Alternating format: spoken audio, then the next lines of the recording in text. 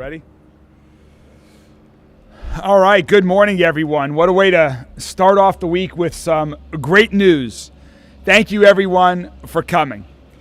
This is the Louisville Metro Emergency Services Vehicle Radio Shop, and it serves all of our first responders. Our police, fire, and EMS vehicles come here to get fit up for action.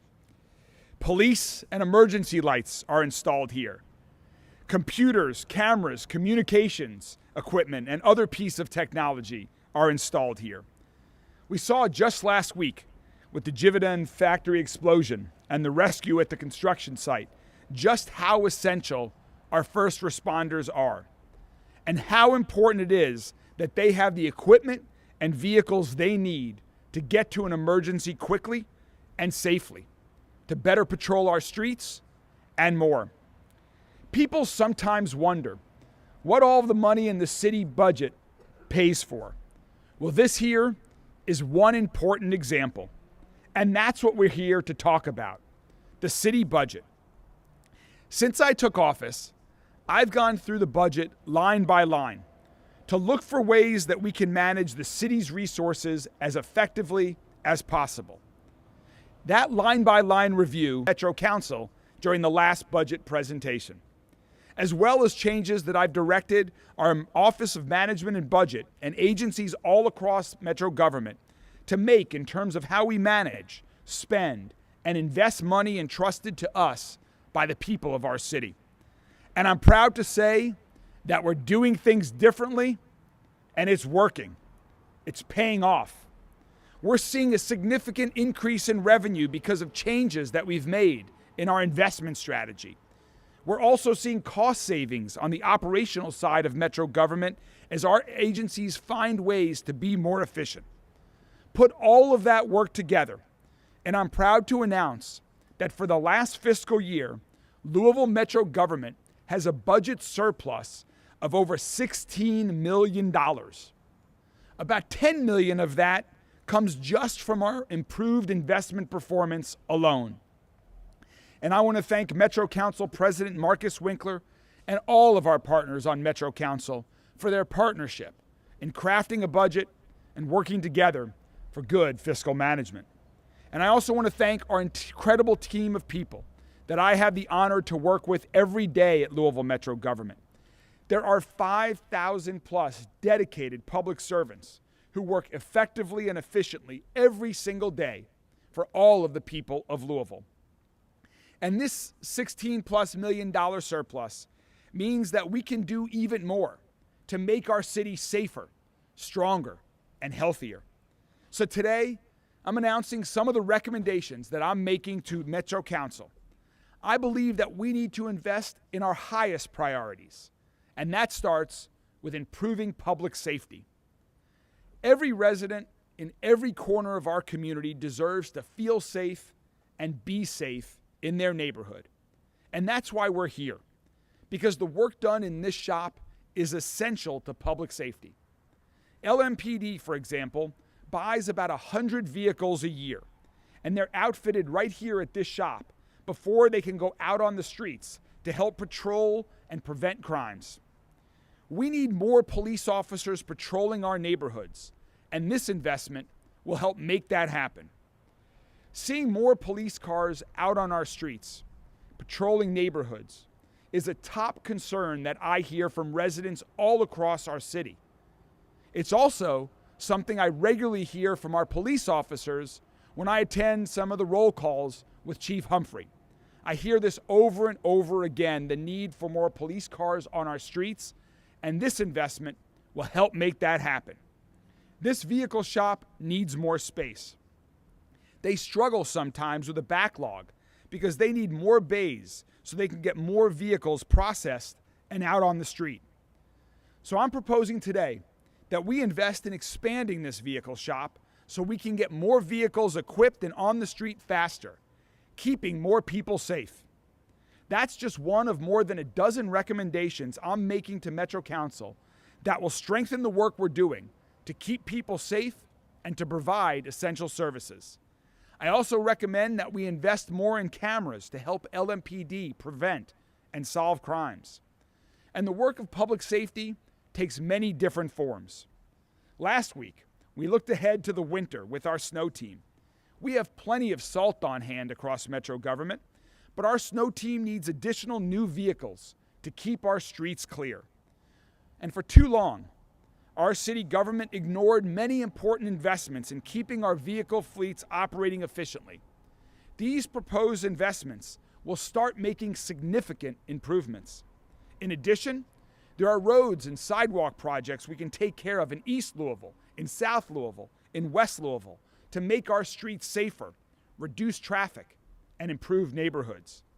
And as I've been talking about since the very first day of my administration, another one of our highest priorities is housing. That includes building new homes and helping people buy homes.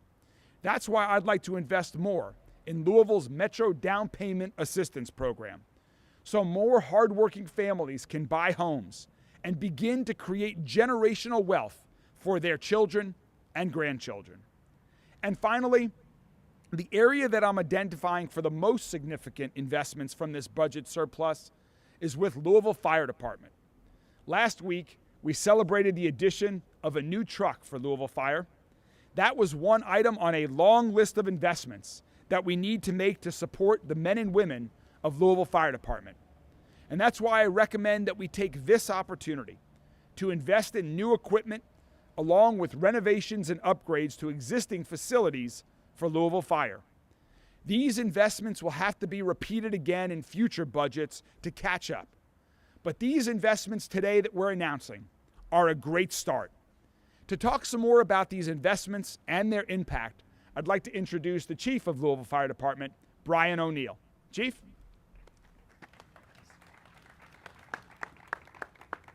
Well, thank you so much, Mayor Greenberg. As he mentioned, let me back up. The Louisville Fire Department is the third oldest professional fire department in the United States. That brings with it a lot of history and a lot of tradition, and a lot of history means a lot of age. And unfortunately, that means aging equipment and aging houses. So we're very proud of that tradition, but we've got to stay on top of replacement and repair. So to give you a few stats on that, when we look, we just added truck 4 down to 34th and River Park, which is an amazing investment for that neighborhood, for the community, for the department. We still have, of our 32 frontline apparatus, we still have 9 of those apparatus that are over 20 years old. We have further another 10 apparatus that are over 15 years old. OSHA and NFPA says that you should have nothing over 15 years old as a frontline apparatus. Obviously, to replace all those right now is not realistic. So what we're presenting to the mayor is a fiscally responsible, but also highly responsible to the community plan for apparatus replacement over the next years, so that we will not only have what we need now, but to make sure that whatever the city looks like 15, 20 years from now, they'll have what they need into perpetuity if we follow this plan. As the mayor mentioned, this is the first step to get there. What we're looking at right now is if we can start a replacement project of several apparatus a year. For many years, we've only been doing 1 apparatus a year, and with 32, it just doesn't keep up. You lose really quick. So we need to do some catching up. As I mentioned with the age of the fire stations, we have 7 stations that are over 100 years old. We have a further 11 that are over 50 years old. Again, tremendous pride in history and tradition that comes with that, but that's a lot of upkeep. So we are currently about $34 million behind when it comes to deferred maintenance. These are going to be some of the first big steps to stay on top of that. But when you look at those two things, the facilities and the fleet, being the city that we are able to handle those structures, those houses, a little bit more easily and put Band-Aids on them quicker and repairs on them than we can on our apparatus. And that apparatus absolutely has to be the first priority because when we start falling behind, if you think about the East Broadway church fire that we had about a month ago, we had so many apparatus and personnel committed to that fire, we had to start staffing our backup apparatus as we called in additional firefighters to make sure the rest of the community was protected. At some point, if we're not careful, we're going to run out of backup apparatus. So we need to stay on top of this. Many thanks to Mayor Greenberg and his administration for taking this seriously and making this proposed investment. Thank you. Thanks, Chief. Thanks. Thank you very much, Chief. And we're going to provide all the exact dollars for each of these specific proposals that we're proposing to Metro Council this afternoon. My recommendations are designed to maximize the benefits of this budget surplus for the people of Louisville and to make our people and our city safer. We will continue to manage the city's budget with our new approach, focused on the most impactful investments to keep your family safe and to keep our city clean and vibrant and growing. To talk a little bit more about what these investments will mean for this facility right here and the professionals who dedicate themselves to public safety, I'd like to introduce Metro Emergency Services Deputy Director, Kelly Jones.